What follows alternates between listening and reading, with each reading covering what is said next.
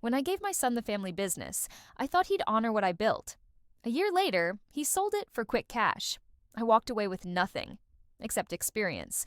I started over at 62. My new company, after 5 years, it just passed his in revenue. My name is Alistair, and for 40 years, the sign outside read AF and Sons Precision Engineering. It was more than a name, it was a promise. I started it with my late wife Martha in a space no bigger than a double garage, armed with her fierce belief and my own stubborn knack for solving the engineering puzzles that stumped bigger outfits. We poured our lives into it, building a reputation for quality that was as solid as the steel we machined. Our employees weren't just staff, they were craftsmen, many of whom I'd trained myself. Martha handled the books with a quiet grace and kept the clients happy. I lived on the shop floor, translating blueprints into reality. It was our life's work, built on integrity. When I neared 60, with Martha gone 5 years and the weariness of decades settling into my bones, I began to think of passing the torch. My son Daniel seemed the natural successor. He was bright, had his business degree, and had spent enough time around the company to understand its workings.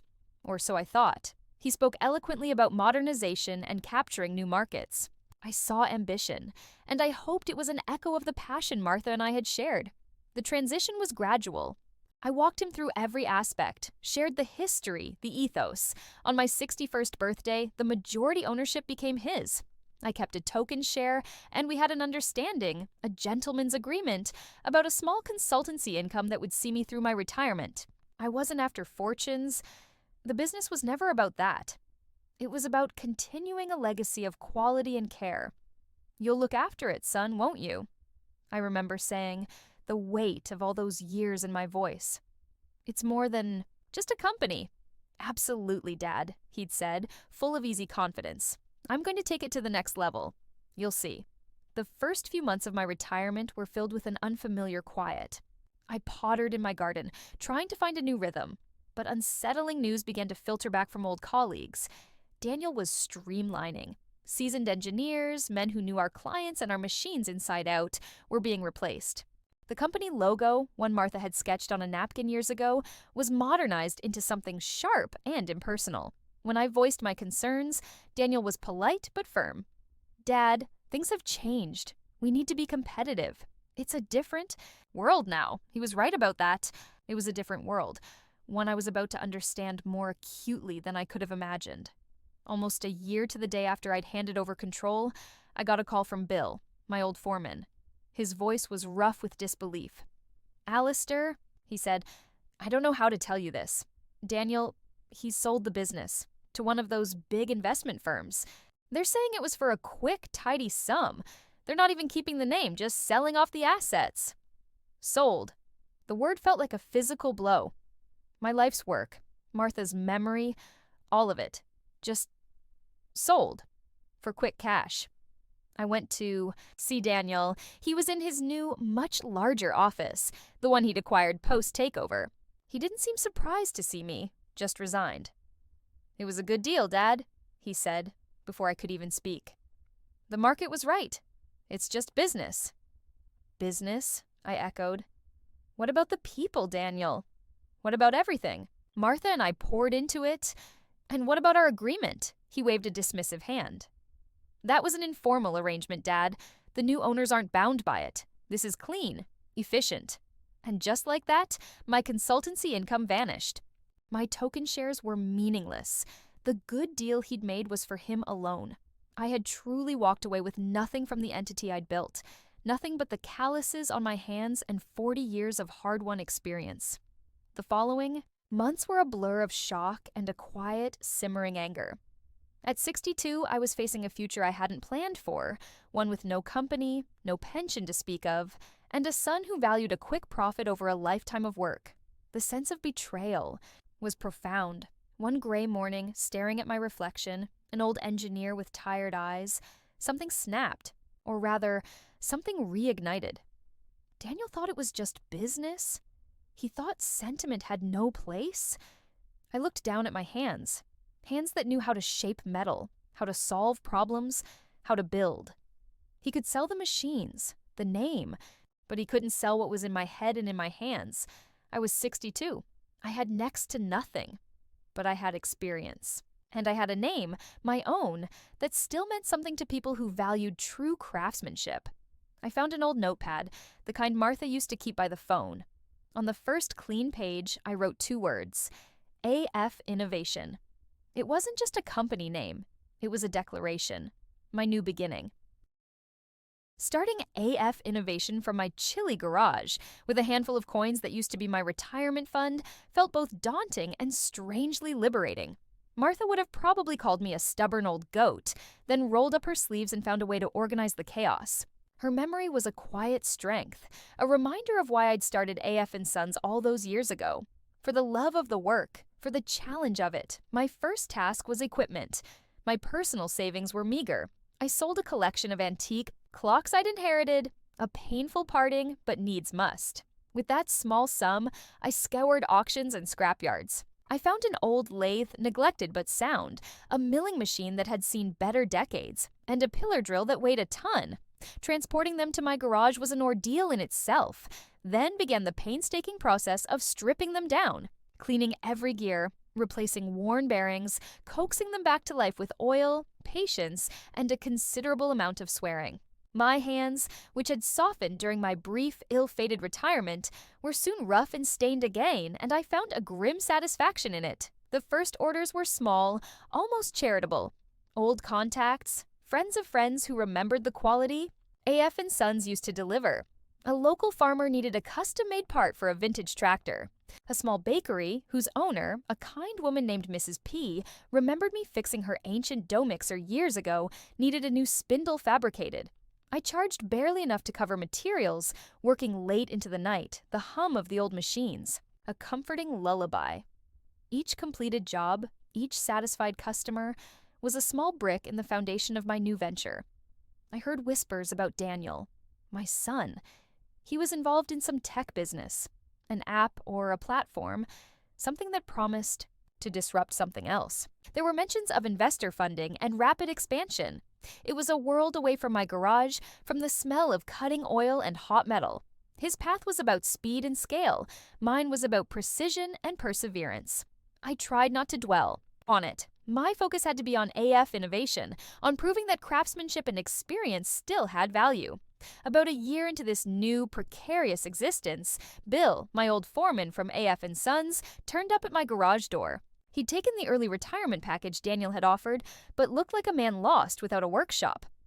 "Heard you were making sparks again, Alistair," he said, a ghost of a smile on his face. "Figured you might need a hand from someone. Who knows which end of a spanner is which?" I couldn't offer him much. The business was still running on fumes, but Bill wasn't looking for a big payday. He, like me, missed the work, the satisfaction of making something tangible and true. His arrival was like a reinforcement.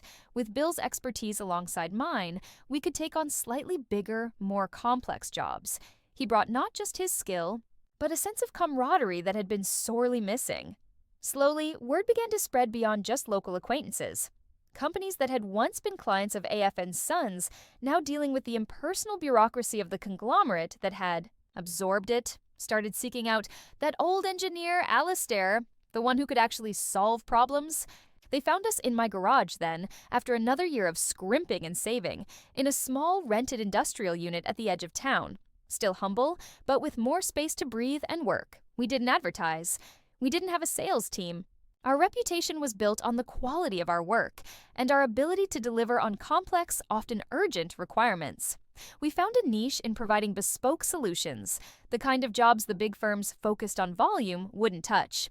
The hours were long, the work physically demanding, more so at 64 than it had been at 24.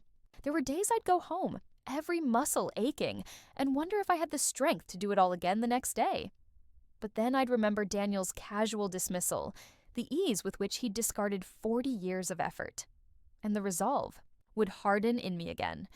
This wasn't just about earning a living, it was about reclaiming my identity, my pride. We even took on a young apprentice, a local lad named Sam, eager to learn but with few opportunities in our small town. Teaching him, seeing his skills develop, passing on the knowledge I'd accumulated over a lifetime, that felt like building something lasting. Something more valuable than any quick cash sale. Finch Innovation. Or AF Innovation, as the new sign read, was still a tiny player compared to the giants of the industry, and certainly a world away from whatever high-flying venture Daniel was involved in, but it was ours. It was honest, and it was growing, one precisely machined. Part one satisfied customer at a time. The fire was back in my belly. The best I felt was yet to come. The 5 years that followed the humble beginnings of AF Innovation were a testament to grit, long hours, and the enduring value of true craftsmanship. Bill, my old foreman, and I, with young Sam eagerly learning by our sides, became a tight-knit team. We didn't chase explosive growth. We focused on delivering exceptional quality, one project at a time.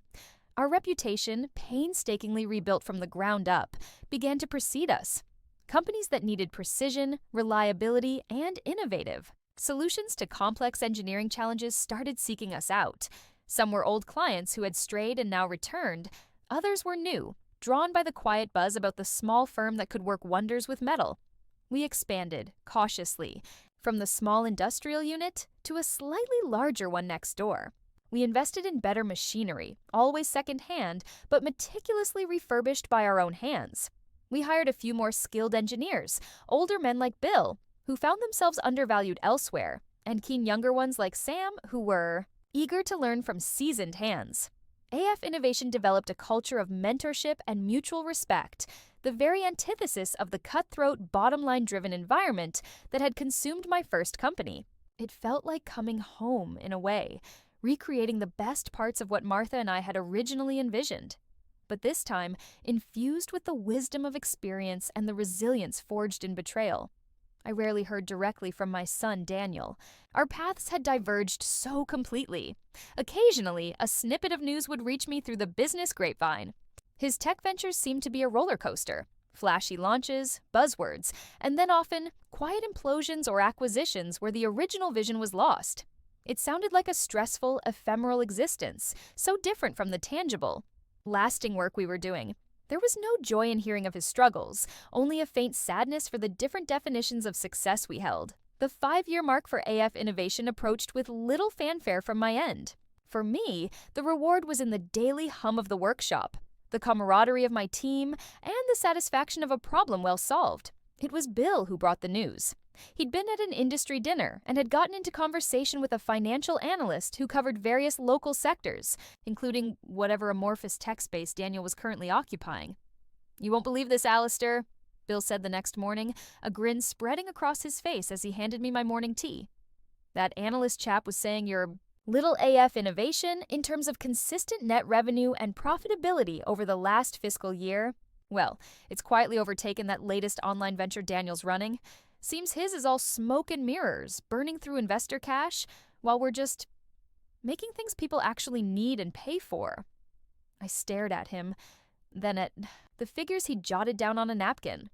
It wasn't a vast fortune, not by the standards of Daniel's world, but it was solid, sustainable, and undeniably more successful in real terms than his current, much-hyped enterprise.